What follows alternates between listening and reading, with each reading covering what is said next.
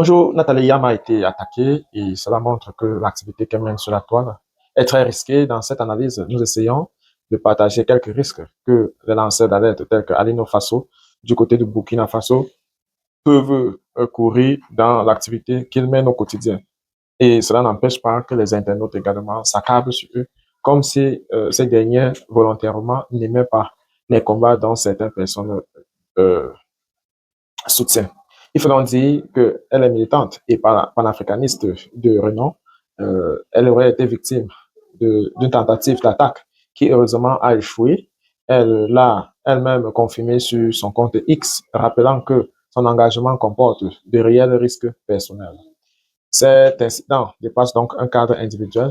Ça reflète la lutte permanente pour la souveraineté africaine, l'influence des puissances étrangères et le courage de ceux qui osent parler vrai face aux intérêts politiques et économiques établis. La question centrale est donc pourquoi une personnalité comme Nathalie Yam serait-elle la cible? Pour comprendre les motivations derrière une telle attaque, il est essentiel de remplacer l'action de Nathalie Yam dans le contexte, dans un contexte plus large. Nathalie Yam est une figure, une militante qui défend le panafricanisme avec constance. Elle s'oppose aux marginalisations, à la corruption, à l'ingérence des puissances étrangères, principalement l'Occident. Dans la gouvernance africaine, son message est simple mais audacieux. L'Afrique doit reprendre le contrôle de son destin politique, économique et social. Cette posture trouve écho au profond, un écho profond chez de nombreux citoyens, mais elle constitue une menace pour les dirigeants, les systèmes étrangers visant à orienter le choix politique via l'aide financière, les alliances militaires ou encore la dépendance économique.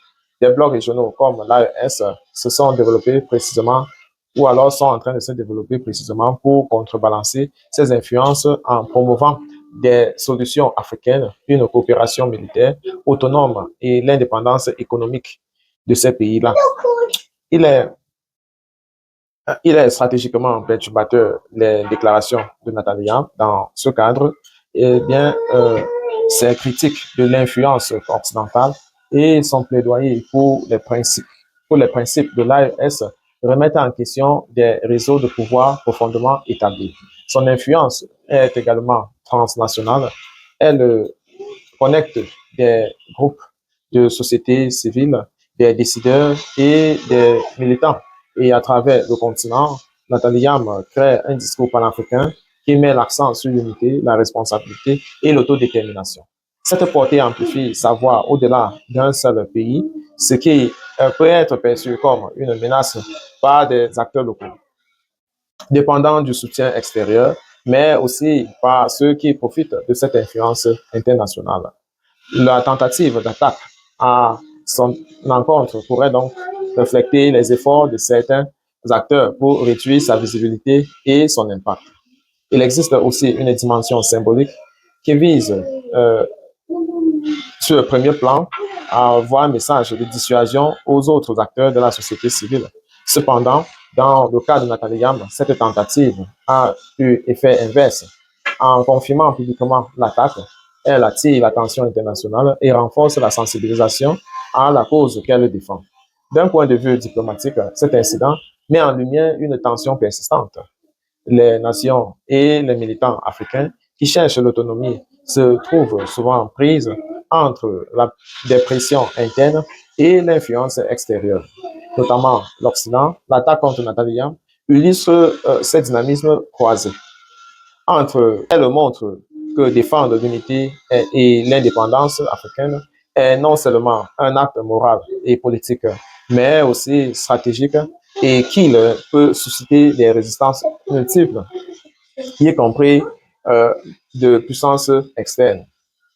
En définitive, le courage de Nathalie Yam révèle à la fois les risques et l'importance du militantisme panafricain. Aujourd'hui, son action incarne la lutte pour l'autodétermination, la solidarité régionale et la responsabilité dans la gouvernance des principes centraux pour des initiatives comme l'AES. Cet engagement rappelle que le combat pour la souveraineté africaine est loin d'être terminé et que ceux qui s'expriment en faveur du continent jouent un rôle crucial pour son avenir. Alors que Nathalie Yam fut attaqué, il faudrait que les autres lanceurs d'alerte utilisent cela comme un enjeu majeur lié à la défense de la souveraineté qu'elle mène. Elle reflète à la fois les tensions politiques internes et l'influence persistante des puissances étrangères qui cherchent à maintenir un contrôle indirect. Mais cet incident met aussi en lumière la résilience des militants qui défendent l'unité et l'indépendance du continent. Nathalie Yam rappelle que l'autodétermination africaine exige courage, stratégie et solidarité.